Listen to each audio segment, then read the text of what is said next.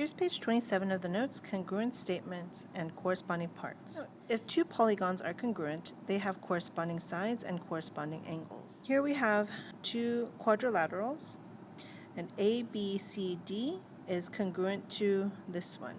Now, the order of the letters is very important. So if I start with A, B, C, and then D, A is the angle that has 1, B has 2, C has 3, and D has 0. So I have to look for the same here. Y has 1. I'm going to write quadrilateral Y, and then 2 is Z, 3 is W, and then with none is X. The next one, quadrilateral CBAD. So again, the order is very important. I have to write quadrilateral, and then C has 3, so I start with 3W. Next is B that has 2, which is Z here. Next, A has just 1, which is Y, and then D has none, like X.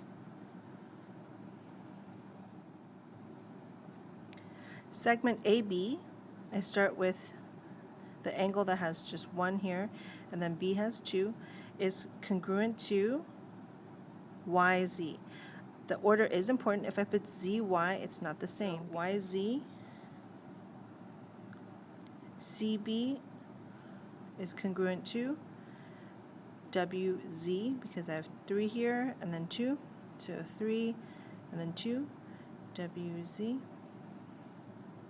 DC, I start with the angle that has none, and I go to 3.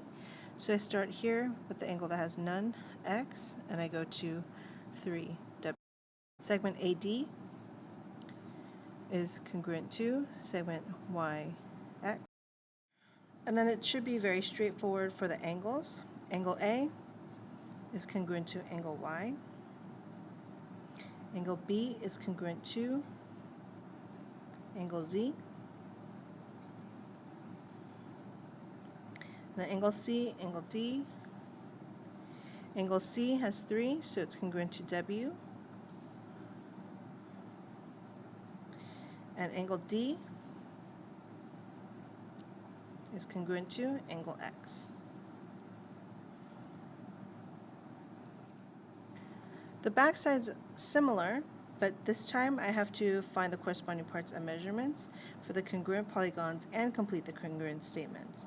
So I have triangle GHF, and I'm going to say it's congruent to this triangle, but I have to make sure it's in the correct order. So G has the angle 79 degrees, which here should be here, 79 degrees in this triangle. So that starts with K. Next is H, 63 degrees is I. And then F, 38 degrees is J. Segment FG is congruent to the segment here, 58 meters with 58 meters, but I need to know what order. Now if I look at my congruent statement here, FG is congruent to JK, because F is the last, G is the first, and then J is the last, K is the first, so JK. And I'm going to just verify, so F has angle 38, J has angle 38, G has angle 79 degrees, K has angle 79 degrees, so that's correct. Also, if I have FG with no line above, that wants the measurement. So FG is 58 meters. GH, segment GH, I can use this congruent statement again. GH is the first and second letters, so it should be congruent to KI. GH, in order to find the measure of GH, I have to look at the congruent triangle. So I know that KI is 40 meters, so that means GH is also 40 meters. FH, that's the third letter and second letter, is congruent to segment JI. if I look at FH, but I can look at JI, 64 meters, to find the answer. To find the measure of the segment KI, I just need to look. KI is 40 meters. KJ is 58 meters. IJ, 64 meters. To find the congruent angles, angle I should be pretty straightforward. Angle I is 63 degrees, angle H is 63 degrees, so angle I is congruent to angle H.